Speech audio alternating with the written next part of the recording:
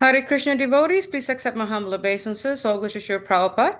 Welcome devotees to today's class. Today we'll be discussing from Chaitanya Charitamrita, the Lila chapter 7, verse 49 and 50. We continue with the discussion of Lord Chaitanya's 5 features, where he's now at the home of Tapan Mishra Prabhu. We're very happy to have His Holiness Candramauli Swami with us. Hare Krishna Maharaj, please accept my humble obeisances. All glories to you and all glories to Srila Prabhupada Maharaj. Yahoo! And it's all yours, Maharaj. Yay, we're off. Jaya Jaya Sri Chaitanya Jaya Nityananda Jaya Dvaita Chandra Gaura Bhakta Iti Madhya Chandra Shekhara Mishra Tapana Duidhana Prabhupaya Kaila Nivadana. While Lord Chaitanya was instructing Sanatana Goswami, both Chandrasekhar and Tapanamishra became very unhappy. Therefore, they submitted an appeal unto the lotus feet of the Lord. Kateka Suniva Pramatomaya Nidana Napari Sahita Evi Cha Viva Jivana. How long can we tolerate the blasphemy by your critics against your conduct? We should give up our lives rather than hear such blasphemy. Purport.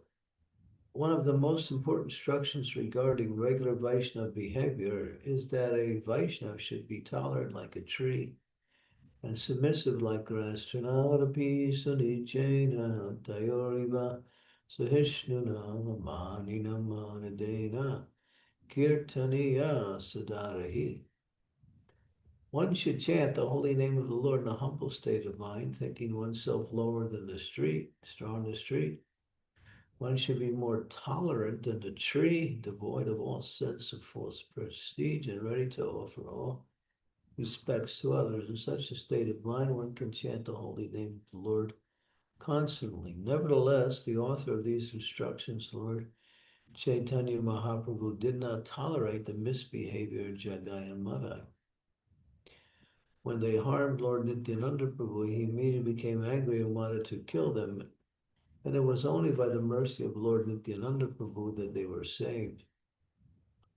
One should be very meek and humble in his personal transactions, and even if insulted, a Vaishnava should be tolerant and not be angry. But if there's blasphemy against one's guru or another Vaishnava, one should be as angry as fire.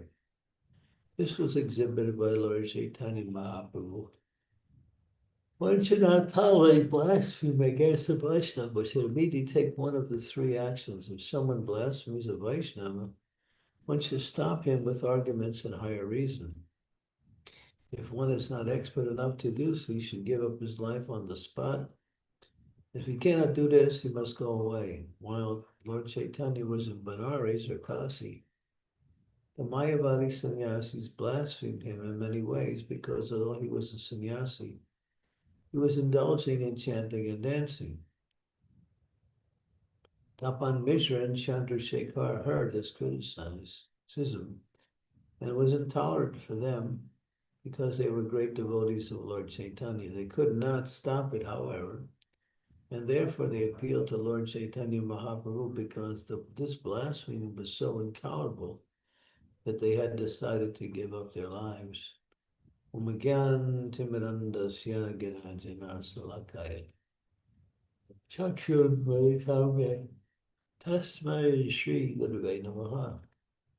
Sri Chaitanya Mano came along. Yes. Sri Chaitanya Mano Vistam Stapitam Yena Bhutale Swayam Upa Kadammayam Dadati Swapadantikam. Nama Om Vishnu Padaya Krishna Pastaya Bhutale Srimate Bhakti Vedanta Swami Niti Namine Namaste Saraswati Deve Gauravani Pacharine Nirvase Sasunyavadi Paschatya Satarine Manchakopa Tarubhischa Kripa Sindhu Pachapatitanam Pavane Bhyo Vaishnave Bhyo Namo Namaha Sri Krishna Chaitanya Prabhu Nityananda Sri Advaita Gadadhar Srivasadi Gaur Bhaktivinoda Hare Krishna Krishna Krishna Hare Hare Hare Rama Hare Rama Rama Rama Hare Hare. So here's the mood of a Vaishnava. Vaishnava never considers himself to be great or important. He always considers others to be like that, and he always considers himself to be very insignificant. Therefore, he knows his position. Position of the living entity in the material world is defined as jiva. Jiva means tiny. So the living entities are very insignificant in comparison to the existence of all. There are billions, no, they're not billions, but there are uncountable living entities, and we are just one of them. So comparatively speaking, we are so small in relationship to others and to existence. And of course, we are very tiny compared to Supreme Lord. So Lord Chaitanya, in his Shikshastra compares, he emphasized this one verse as being the fundamental verse. He called it the ornament of a Vaishnava, which means that the devotee practices this mood of devotional service. Humble. Humble means completely dependent on the mercy of the Lord. Humble does not mean that one agrees with everybody's ideas. No. Humble means one lives according to Shastra and to the teachings of Guru, but never considers themselves to be great. And whatever they do is actually great in the eyes of the Lord, but they consider themselves to be humble. And then here it says to be humble, more humble than the blade of grass. Now, and then actually it says straw. Grass is one sometimes used, and sometimes the word straw is used. But if you step on grass, then it comes back up, but straw just lays flat in the street. So straw is more appropriate in this particular description of the character of a person. A devotee never, and whatever they do, if they get some credit for doing it, they always give credit to the spiritual master, to the assembly of Vaishnavas, or to the Lord himself. And the devotee who never considers himself to be, significant. But in the eyes of the Lord, the devotee is very significant because Krishna relates with each devotee very intimately and very individually. And therefore, he's always guiding, uplifting, and correcting the devotee through both the material energy and through the instructions of the spiritual master. So humility, sometimes we use a definition that humility means not to think in self less, but to think less of oneself. Now, those who are very proud are always thinking about themselves and how important they are, how successful they are, how qualified they are. Voting that never thinks like that. They always think that whatever success I have, it's by the mercy of the Lord. The qualifications they have to do anything is coming by the mercy of the Lord. Therefore, the devotee is always happy because he never presents himself as being other than who he is. That is the eternal servant of the Lord. To be more tolerant than the tree is very tolerant. The tree is used as the prime example of tolerance.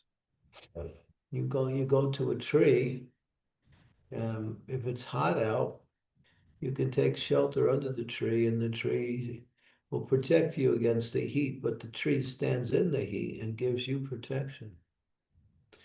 In the wintertime, the tree does the same. It is actually very cold. The tree is a living entity also, and it tolerates the cold. It stands in one place, can't move, but it's considerably more tolerant than the tree. Birds and other animals make their home in the tree. The tree allows it.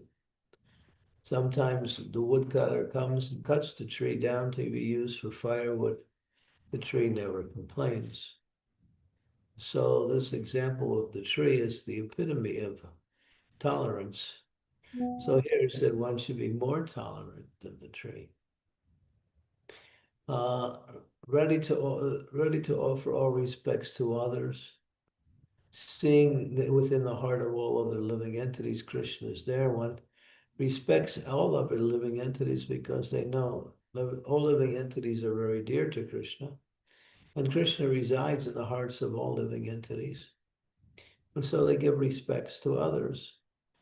Even if a person is not respectable, they don't find fault or criticize with others. They just avoid those who are not up to the standard, but at the same time, they see that every living entity is dear to Krishna, and therefore they're ready to offer respects to all. They don't ask any respect for themselves. That's more or less in line with the first one of humility. So in this state, and then it says here that if one practices these four principles, humble, tolerant, prideless, giving respects to others, one can chant the holy name constantly. Kirtaniya, sada, sada, means always. Hari, chanting the names of Hari, Krishna, always, by practicing these moods of devotional service. And then Prabhupada goes on to explain that if another devotee is criticized or harmed or being, what we say, attacked, the devotee should also defend and speak up. Here we see Tapan Mishra and Chandrasekhar, and Chandrasekhar is the uncle of Lord Chaitanya. Tapan Mishra is also a great devotee.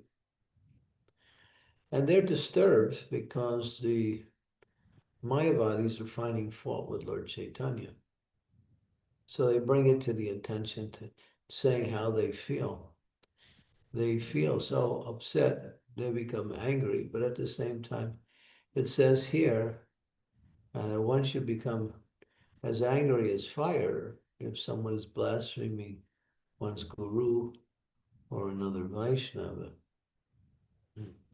When Jagai and Madai particularly offended Lord Nityananda, Lord Chaitanya was ready to destroy him. But when they saw that was about to happen, they took shelter of Lord Chaitanya and begged for his forgiveness and apologized. And then Lord Chaitanya became compassionate towards them and didn't react. He saved them at the same time. He elevated them to a position of devotion. So here's an example that this is called Krodha Bhakta. The devotee becomes angry in devotional service. And then it gives a 3-point reaction that one can uh, give up their life if they hear others do that. 2, they can defeat the person. And if they can't do either one of those 2, they can walk away. These are the 3 alternatives. We don't recommend giving up your life because you may be a Brahmana. And if you give up your life, you may be guilty of killing a Brahmana. So that thing is not mentioned. And it's not the idea anyway, although it's mentioned just to show the severity of such a activity by others. That one should not tolerate these things, but one should speak up. And if one cannot defeat the aggressor, then one should simply walk away, leave. So these are the formulas. So a devotee is very humble, but still they can become angry when others, especially other devotees or the Guru, or even Krishna, is being subjected to criticism. That becomes intolerant for devotees.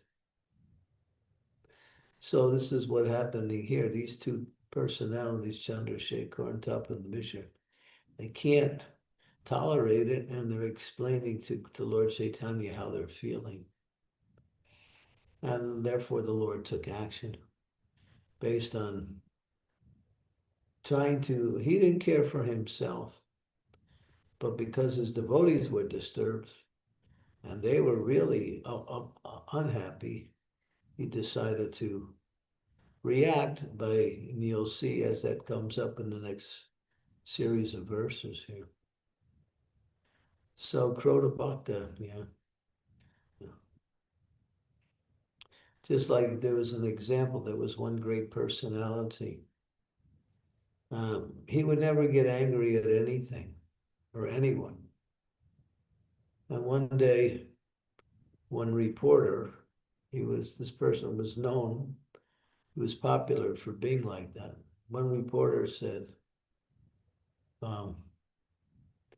my dear sir, if someone comes and violates your daughter, what will you do? Will you react?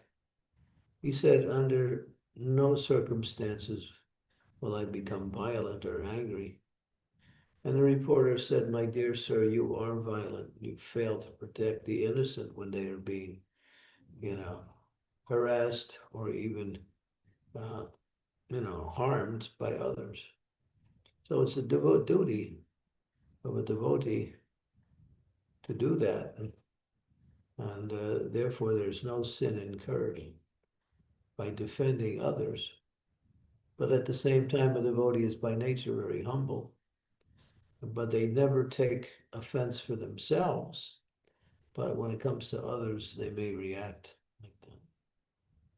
So this is the nature of devotee. So this is what's happening here. And so Lord Chaitanya, feeling the anguish or the anxiety of his followers, decides to react. And that's coming up. So humility is so important in the practice of devotional service that in the Bhagavad Gita, in the what is it, in the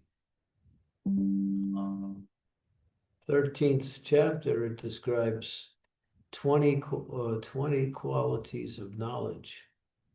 And the first one is anambitvam, adambitvam, ahimsam, arjavam. Anambitvam means amanitvam, adambitvam, amanitam means humility. So out of all of the qualities of knowledge, the most important is humility. Humility attracts the attention of the Lord. Humility is so glorious that it is actually bhakti itself when one is exhibiting genuine humility in the execution of devotional service. It is considered non-different than bhakti.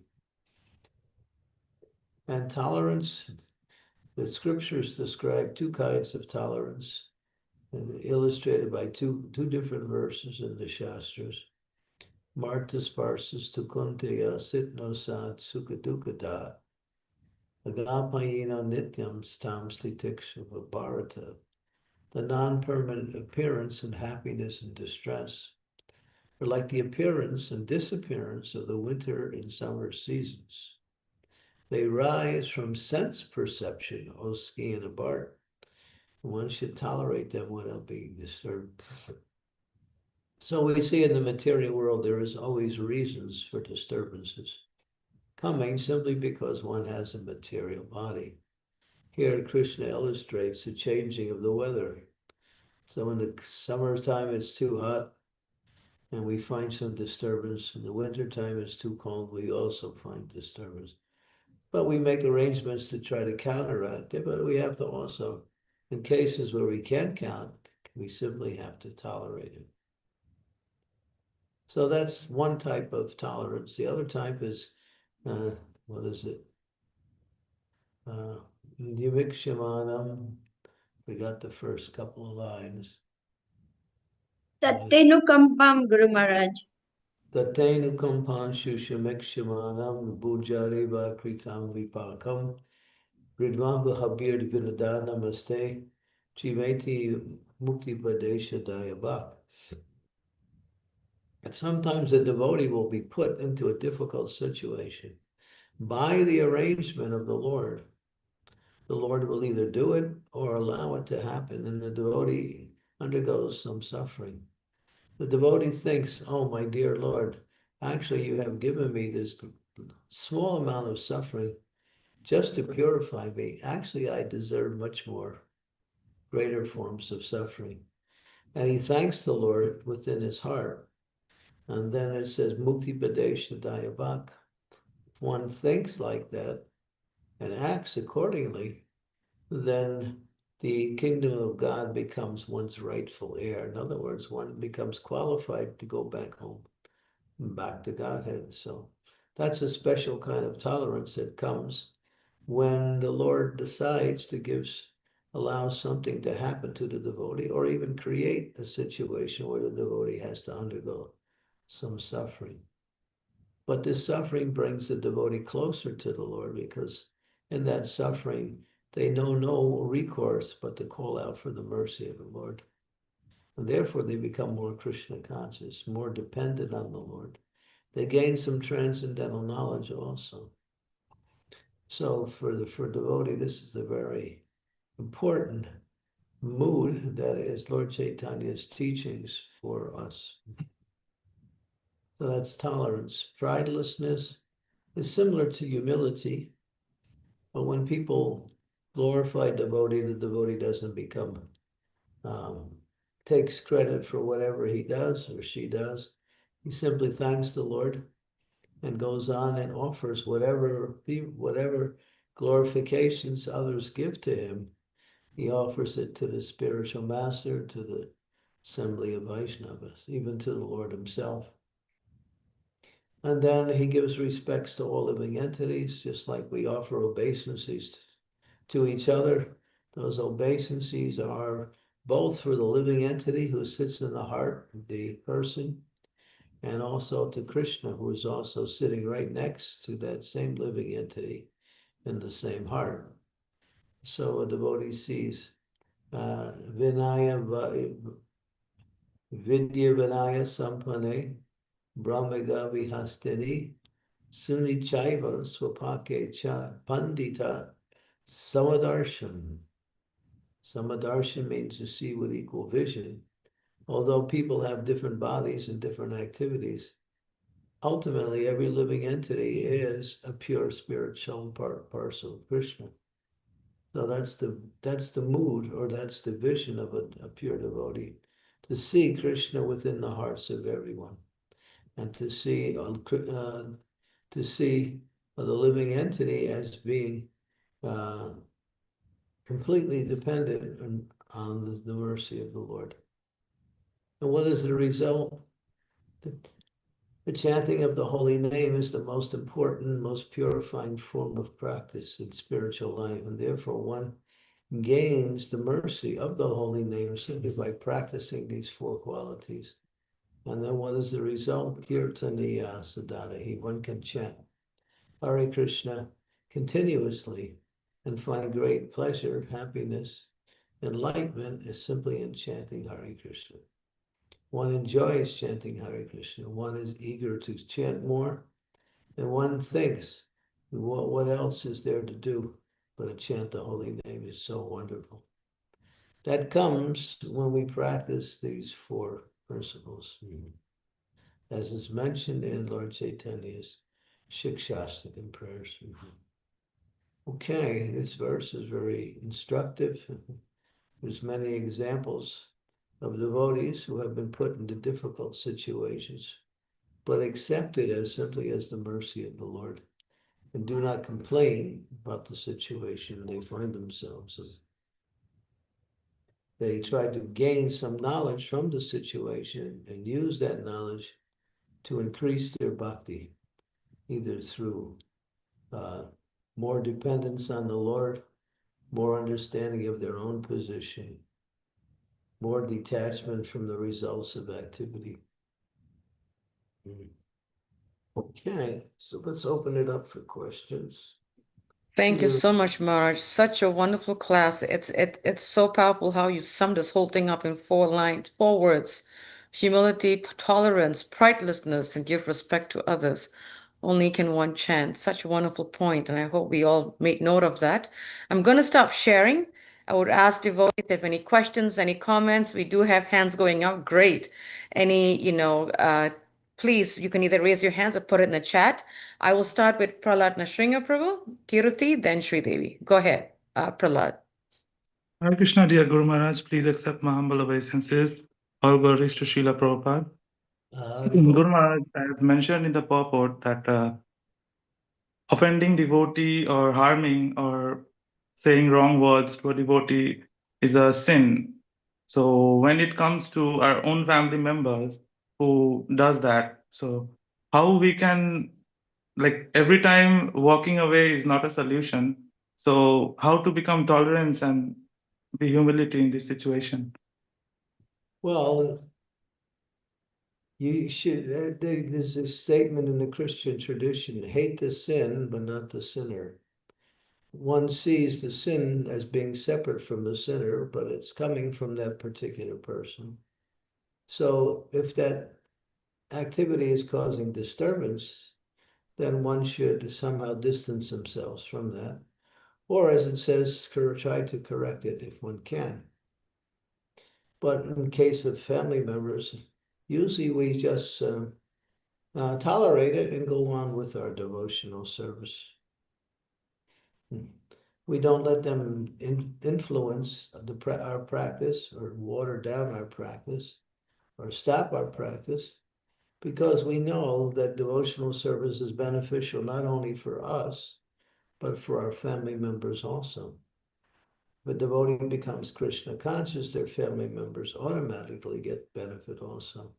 Not only them, but all of the previous family members for 14 generations also become qualified to receive the mercy of the Lord simply by the devotee's prayer. So devotional service is glorious. It cuts across all levels of categories and goes right into the heart of the essence of life, and that is to love and serve the Supreme Personality of Godhead. So when someone tries to interfere with that or tries to dissuade one, the devotee becomes tolerant, may try to defeat their arguments, but if they can't defeat it, then they just continue to go on with their devotional service. We don't let them influence us because we know that the goal of life is to become Krishna conscious.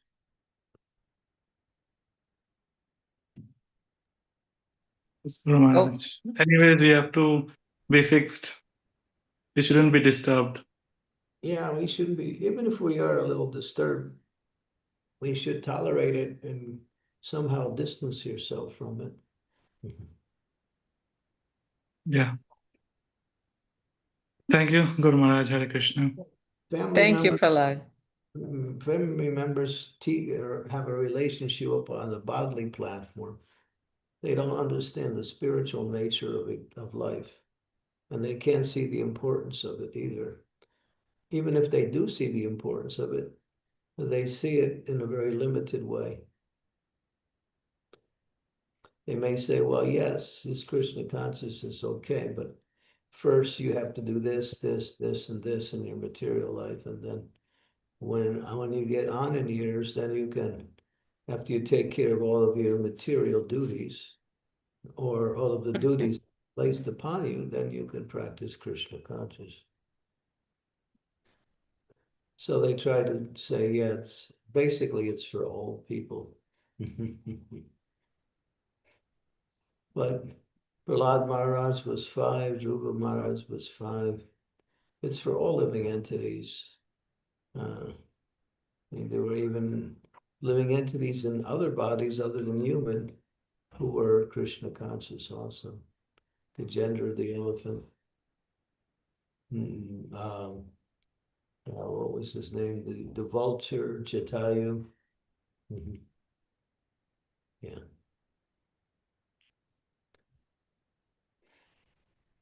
Nice question, Prahlad. Thank you so much, Guru Maharaj. Hare Hare Krishna.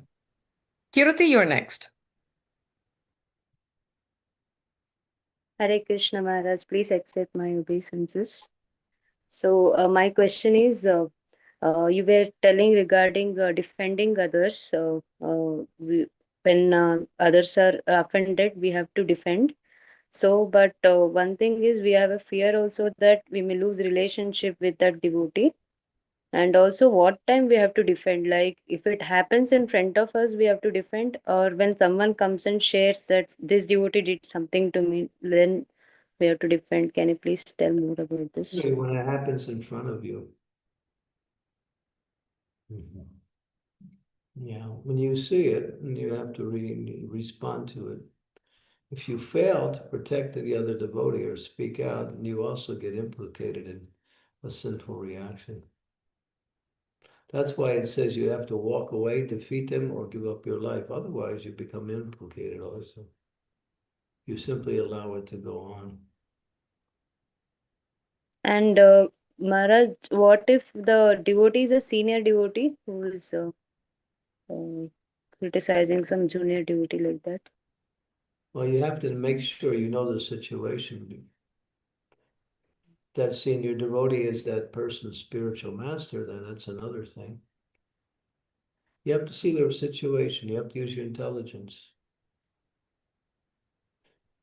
There's no, the formula is there, but there's also situations which require some understanding of how to react or not react.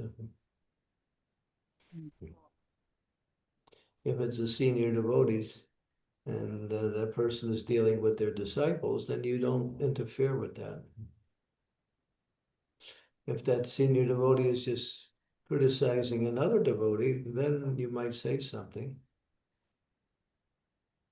like, you're speaking like that, but what is the reason behind you speaking like that?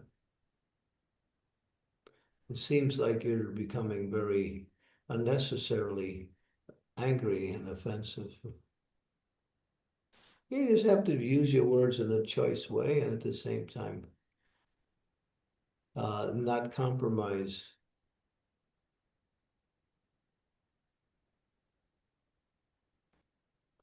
Yeah. That was brought up by the person who spoke the class today here in Mayapur that day.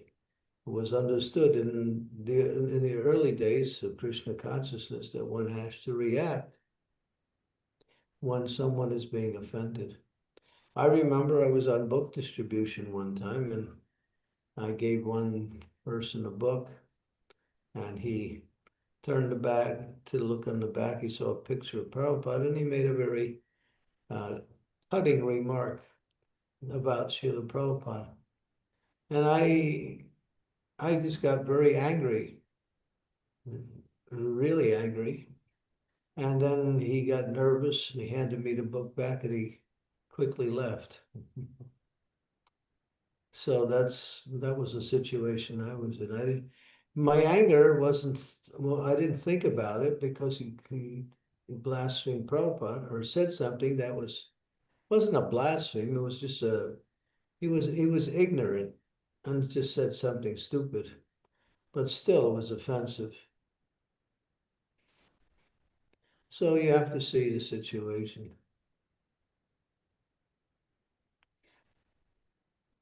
Thank you very much. Thank you. Hare Krishna. Sridevi, you're next. Thank you, Anasuya. Dear Guru Maharaj, please accept my humble obeisances. All glories to Srila Prabhupada. I really struggle with this instruction to become humble and meek, Guru Maharaj. I have a very hard time with it because I think if I'm just too tolerant and too humble, people will just walk all over me. They'll insult me, and they insult me also. And and that's another thing I have doubts about.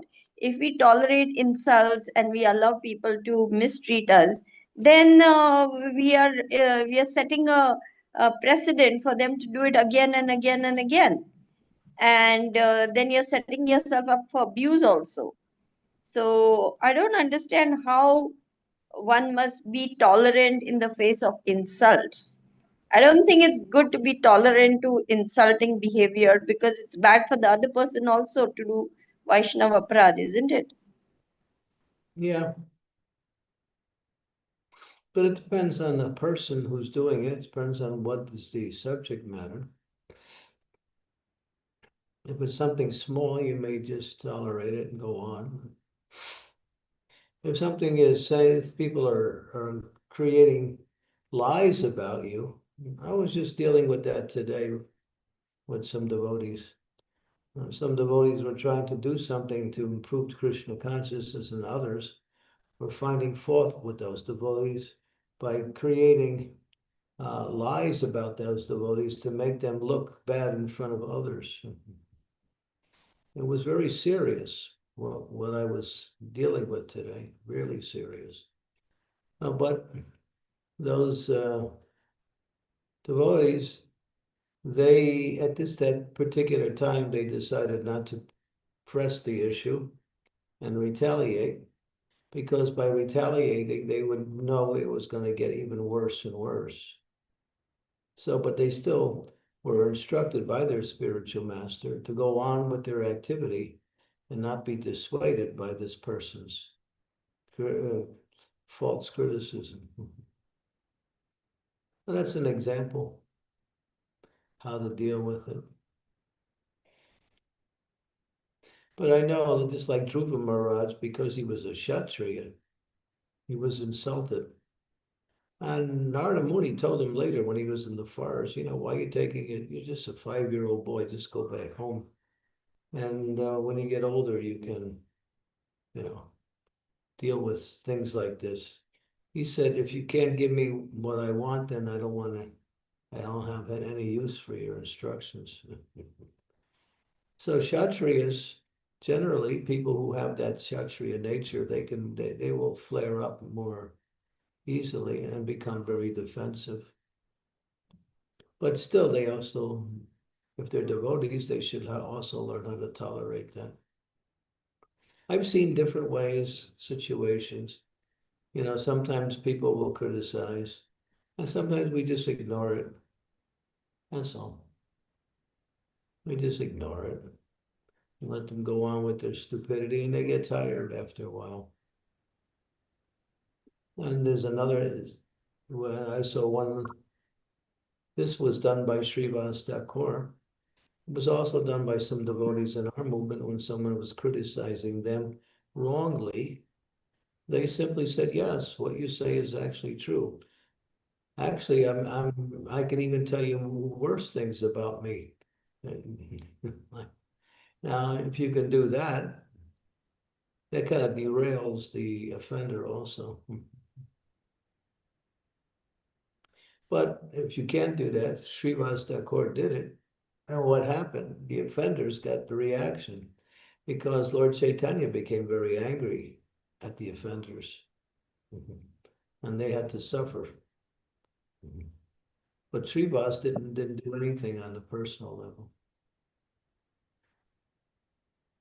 He not only tolerated, he accepted the criticism.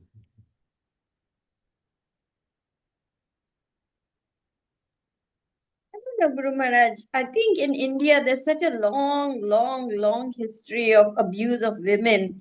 So when I see people misbehaving with girls, with young ladies, or even with myself, I just flare up. It just drives me nuts, to see that kind of behavior, I especially know. against Vaishnavis.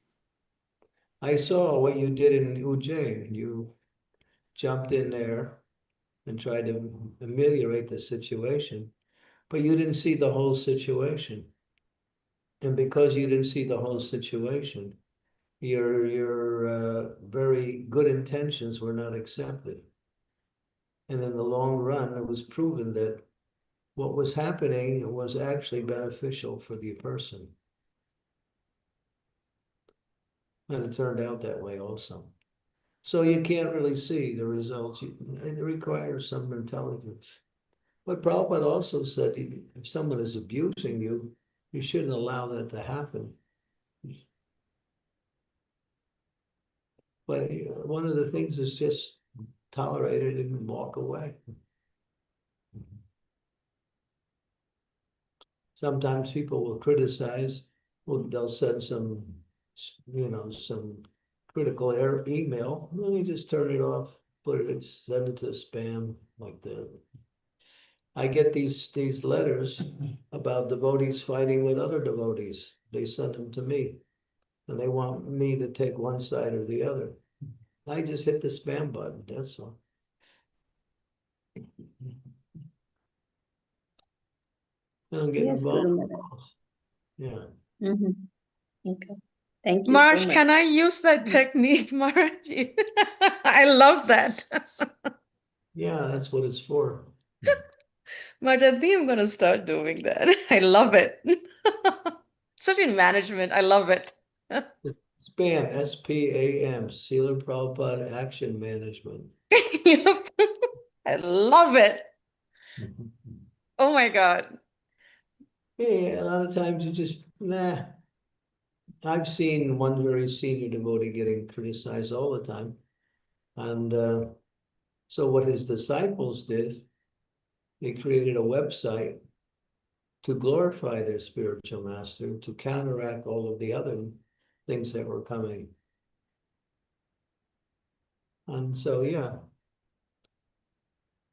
So usually you don't take it on a personal level, but those who have a relationship with you, they usually say something.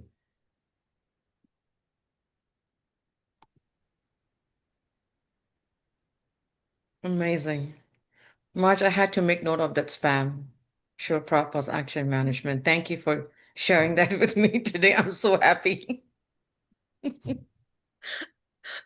Before I come to you, Shivakumar, Mars, there's a question in the chat from Rishabhadas. He has two, so I'll just start with the first one. He said, is there such a thing as false tolerance, like false renunciation described in Bhagavad Gita, acting renounced but being attached? Yeah. Yeah.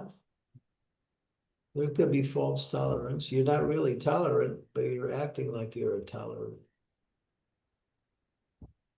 And that means your false tolerance, you're not really accepting what's happening. as something that's beneficial to you. Because when you have to tolerate, there's always some spiritual message there for you. Something you can gain from, something you can use to become more Krishna conscious.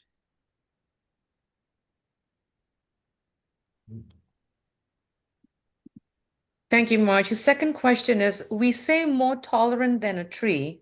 In Bhagavad Gita, it is described that trees have very low consciousness of what is happening around them. So being tolerant as a tree with human developed consciousness is already more an austerity than what trees are experiencing. Am I rightly observing this? Well, the tree, I use the example of the tree. Even people want to cut the tree down, it doesn't complain.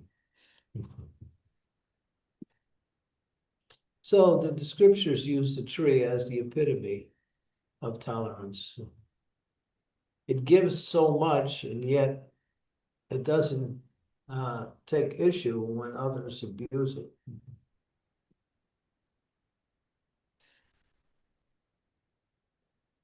Well, we shouldn't allow people to abuse us, but at the same time, we react in such a way as not to inflame the situation. Most of the time, we just ignore people like that. But we also should think, well, maybe there's something I can learn from what they're saying. That happened to me, and I reflected upon it, and I learned something about myself that was actually something that I was able to deal with and improve because of that. And later on, the person who criticized me, I wasn't so much disturbed by the criticism, I was disturbed on how the criticism came. The person, rather than speaking to me about the situation, he wrote me a note explaining what he was disturbed about, what I was doing. I became a little upset, not because of the fact that he was saying it, but because he never approached me personally, just wrote a note. And then I went through a little disturbance and then I forgot about it. And then I thought about what he's saying and I was thinking, yeah, maybe I can improve. And then about 3 months later, I met the same person and he apologized. And then I didn't even say anything. He just came and apologized. So, yeah. It was a temple president. So therefore I accept it as something that, I should try to, argue with. I saw an opportunity for improvement. Thank you, Maharaj. Shiva Kumar Prabhu, you're up next. Thank you, Mataji. Hare Krishna Maharaj, please accept my humble obeisances at your lotus feet. All glories to Srila Prabhupada. So, Maharaj, speaking of this topic on tolerance and humility, Maharaj, I am in a situation where the personal situation is not very conducive for bhakti, and so it is forcing me to take shelter and association of devotees, Maharaj. I understand in theory that it is the most desirable thing as a devotee, and it's very beneficial for me to progress in bhakti. But still, I find it very difficult because I'm kind of, the humility is forced on me, that even for some basic things, the basic conducive environment, the lapses, I am forced to reach out to devotees, Maharaj. So I am kind of little finding it difficult to kind of accept that. So some words and instructions from you, Maharaj. Well, you're not accepting it. You're reaching out for devotees for shelter and for guidance. You may not deal with the perpetrator like that. And also it says in the Srimad, you can turn to this verse there. There's a series of verses in the first canto, 17th chapter, of the nature of suffering. What is the cause of suffering? Very interesting series of verses. One, I think it starts with 117 17, and then goes on. I'll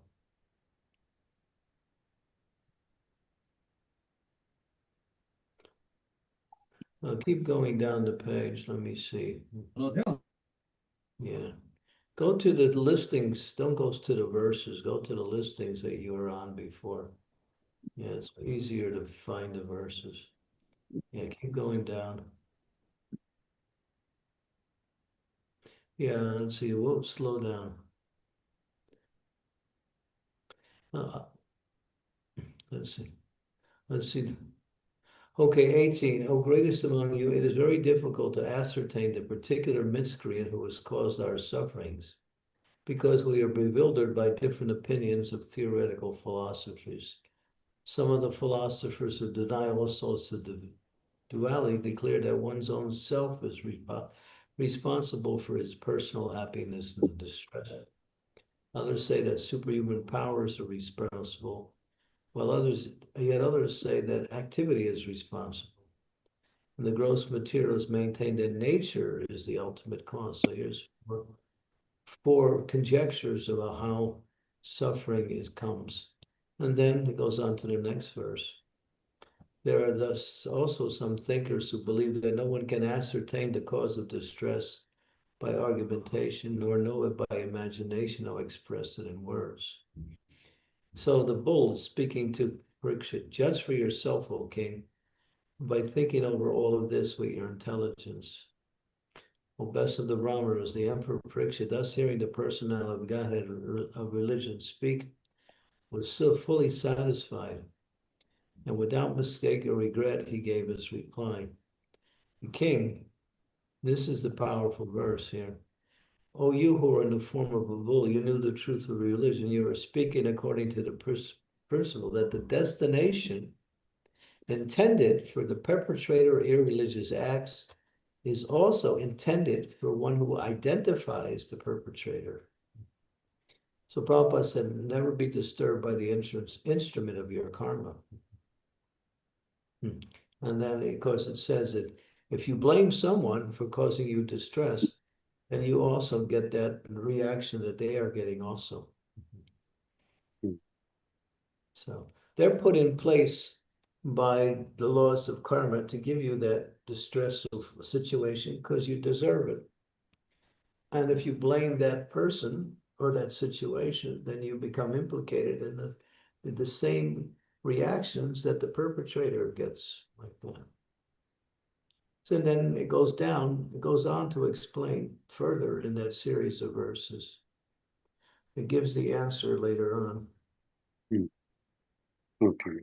You can go back to those series of verses, you can find the answer. Okay. You'll see the answer comes up very clearly.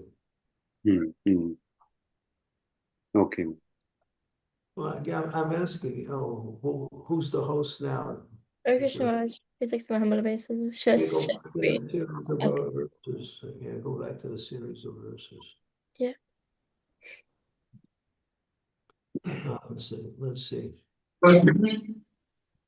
This included that the Lord's energies are inconceivable, and no one can estimate them by mental speculation or by word jugglery. Okay.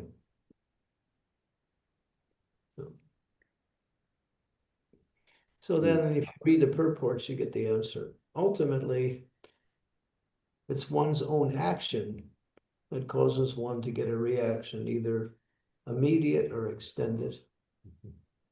And the instrument that caused the reaction is not necessarily the perpetrator, but someone who is destined to perform that activity by their own karma also.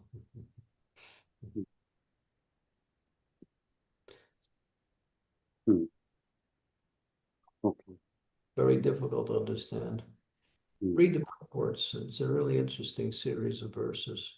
All of the verses that we read have extensive purports discussing what is being said in the verse. So, yes, thank you. You have to tolerate it. Thank you so much, Maharaj. Maharaj, just one follow-up question, Maharaj, if I may.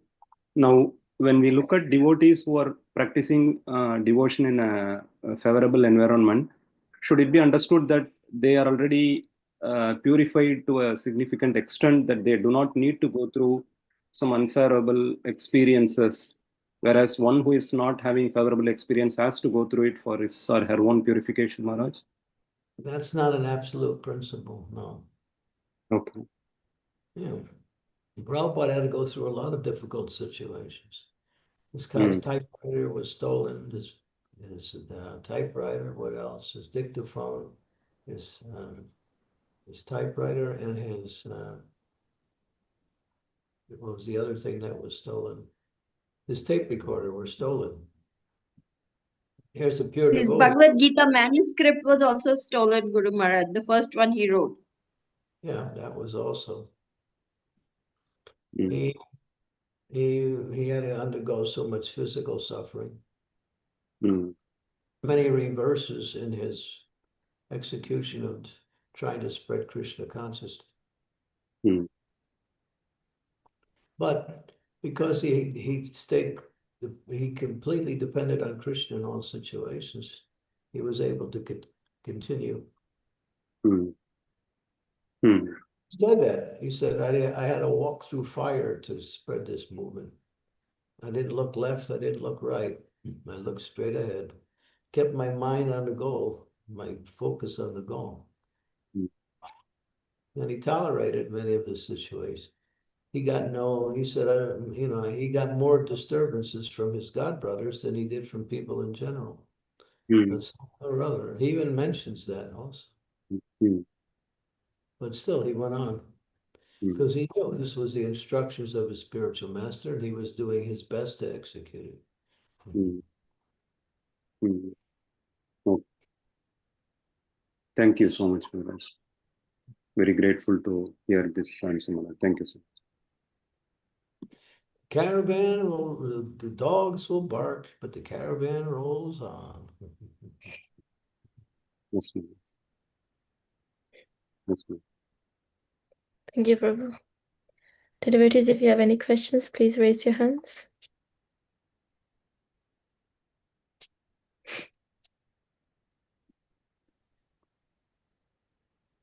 Hare Krishna Guru Maharaj, please accept my humble obeisances. All goes to Srila Prabhupada. Thank you, such a wonderful class. Thank you for such a wonderful class, Guru Maharaj. Guru Maharaj, my question is like, how much we can be self-centered in our Krishna conscious journey, Guru Maharaj? Self-centered means to be focused, that's all. That's all. It's Yeah. not considered as selfishness or... You need to be focused in your practice of Krishna consciousness. The self is not the body, the self is the soul. The mind and body are not the self. We use the mind and body as instruments for the soul's elevation, but we are not the body and mind. So we're not focused on the body and mind, but we use the body and mind. We take care of the body and mind according to the need of religious principles, but we stay fixed on what is our goal, focused. My mentor would say, Guru Maharaj, Mother Danakili, spiritual selfishness is real welfare activity. You need that needs explanations, though.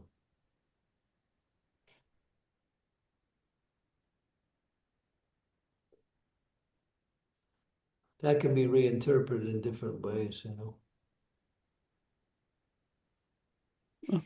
Yes, Guru Maharaj, he would encourage me to focus on my spiritual life by saying that.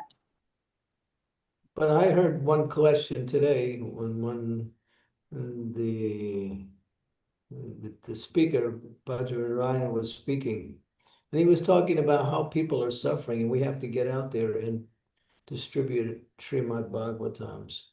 They have made the VBT, Vaisheshik, and others who are heading up the book distribution around the world have made a goal that this year we distribute 108,000 sets of Bhagavatam.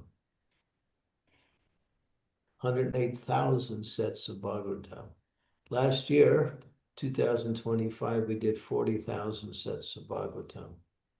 And now the goal is 108. So one boy got up and said, you know, Maharaj, before I can actually do anything, I should have to work on myself and become. But Maharaj just shot that whole question right down immediately. He said, what do you just get out there and do it?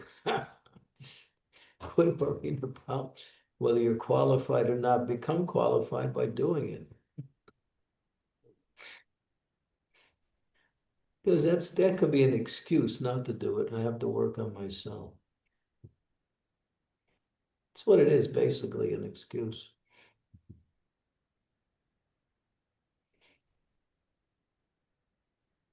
Yes, Gurumaj. Thank you, Gurumaj. Gurumaj, I have one more question. So when we are talking about tolerance and humility, so we are trying to develop these qualities in progressing in Krishna consciousness.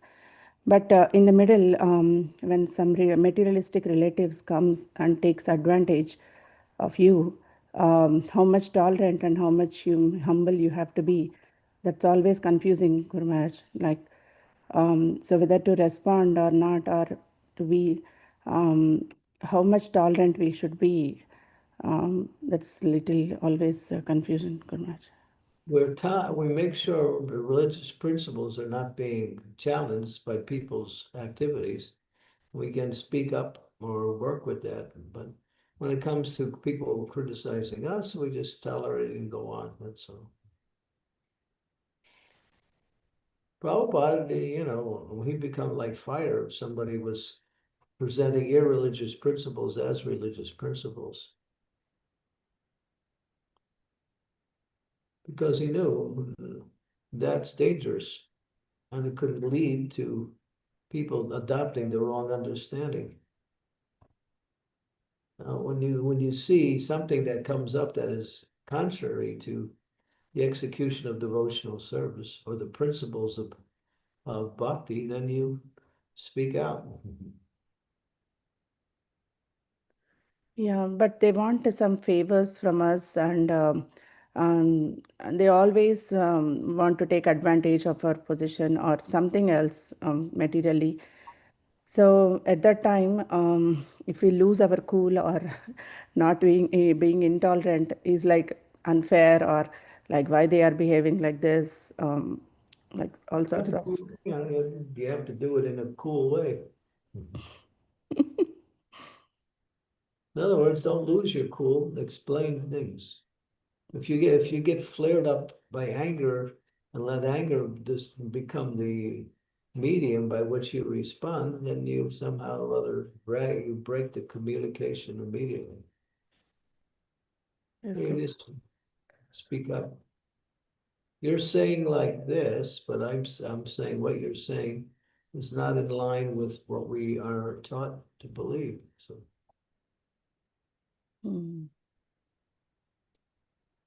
Yes, Karnish, yeah, definitely. Anger doesn't help. Thank you. don't lose your cool. Be cool. Yes, Guru Maharaj. Thank you so much. Hare Krishna. Thank you, Mataji. Maharaj, there's a comment in the chat box from Nityananda Balaram Das. He's saying, Hare Krishna, dear Guru Maharaj, please accept my humble obeisances at your lotus feet. Thank you for the wonderful lecture. The four Why, things. you know, cut all this nonsense out, all these introductions, obeisances, lotus feet. Just get to the philosophy, will you? This is a waste of time. It interferes with the discussion. Yes, Maharaj. So he's saying the four. Don't read any of this glorification stuff. Just get to the philosophy. Yes, Maharaj. That's what we're here for, not to talk about lotus feet or, you know, this trimming or that trimming. Get to the philosophy. So he's saying the four things which improves our chanting is very apt in this Kali Yuga, where Maya is influencing every moment. Huh? So Prabhu is saying the four things which improves our chanting is very apt in this Kali Yuga, where Maya is influencing every moment. Well, who said it wasn't? Nobody said it was easy. We didn't say, well, because it's difficult, you shouldn't do it. No, we're saying this is what you have to do. You want to go back home, back to Godhead. What do you want? You have to understand what are the mood and the principles that you apply. It may be easy, it may not be easy. That's secondary. That's what Prabhupada said. Yovyasakriya buddhir ekeha kudanandana bahusakya anatascha buddhiyo yovisayanam. And then those who are resolute in purpose, their aim is one, O beloved childs of the Kurus. Those who are with intelligence is irresolute, is many branched. So easy and hard is it's not even a consideration.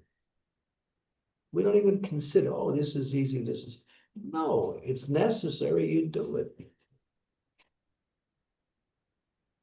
Why? Because that's the right thing to do. You want to go someplace and you want to go on a vacation, and you might find it difficult to get all of the things in line and get there, but you want to go, so you go and you accept the difficulties as part of getting there.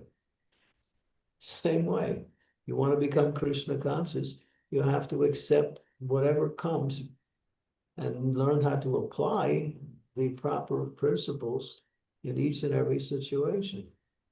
That makes you stronger, that makes you more intelligent, and also moves you along the path. Why do we talk about easy? What is this stuff easy? You're in the wrong movement. You want easy things. This is about making a solution of the problems of birth, death, and disease and old age that we've been undergoing for millions of lifetimes. This is not the first lifetime we're struggling with these things. Now we have a chance to reach success. But who says it's easy? It becomes easy the more you practice it. But easy and hard is just words, that's all. Do it. I don't want to get up early in the morning because it's difficult. Get up anyway. Because it's good. It's good for your spiritual life to get up early.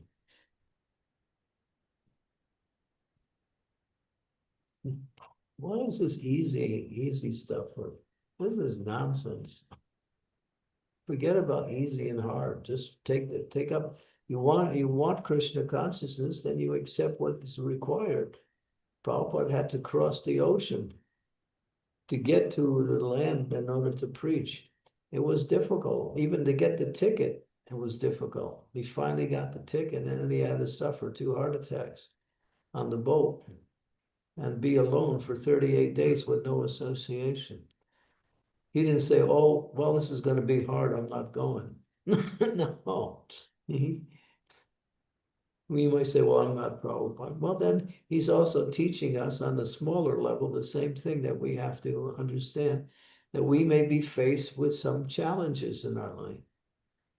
But challenges actually make you stronger. It's good. These are actually ways to improve our Krishna consciousness.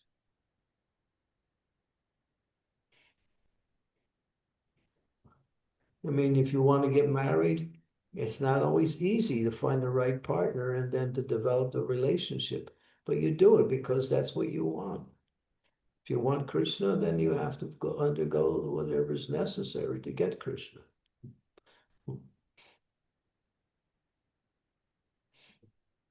So much. There's another question from Maya Prabhu. How do you avoid criticizing someone back when we can no longer tolerate some level of injustice? How can we avoid criticizing someone back when we can no longer tolerate some level of injustice? Usually we get to the point we just walk away. And if we can't, we might say something to change the subject matter. Or you can say something, that will maybe derail the person in there. But you shouldn't be of the same nature as the criticizer. You have to be humble and tolerant. At the same time, you should not be affected by or not be unnecessarily abused. If you feel like it's abused, then you should say something. Otherwise, you can just accept it. We used to say when we were kids, sticks and stones will break your bones, but names can never hurt you. But because we have a false ego, then our false ego gets damaged when somebody criticizes us. It's not coming to the soul, it's coming to the false ego and the mind, and so.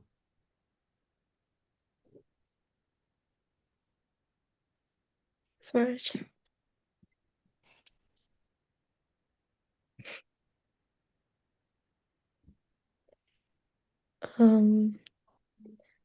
Yeah, just like the other day, I was doing something that was disturbing to somebody. And they said and I just came, and the first thing they said to me was what I was doing that was disturbing. So they told me to stop. So I did. And then I said to him, boy, that was a nice way to greet me. And he laughed. And then I said, you could have told me I was playing cartels too loud. And he said, play it. And he didn't say play it softly. He just said, stop playing. I said, you could have told me to play it softer. And then he said, all right, here's the cartels. Now you can play softer. And I said, no, I don't want to play now. So, we were friends, but this is how things kind of transpired, you know? So I could speak very straight to him without feeling offended. And he was also feeling the same way. We're just trying to speak something. But if an enemy does that, then it hurts even more.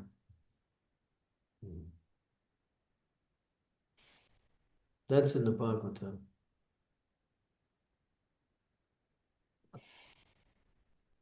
Smash. Sakshi Mataji has posted a quote from Radhanath Swami Maharaj. We cannot always change the circumstances, but we can always adjust our consciousness. Yeah, that's it. Yeah. Yeah. Seeing things from a different angle. That's all.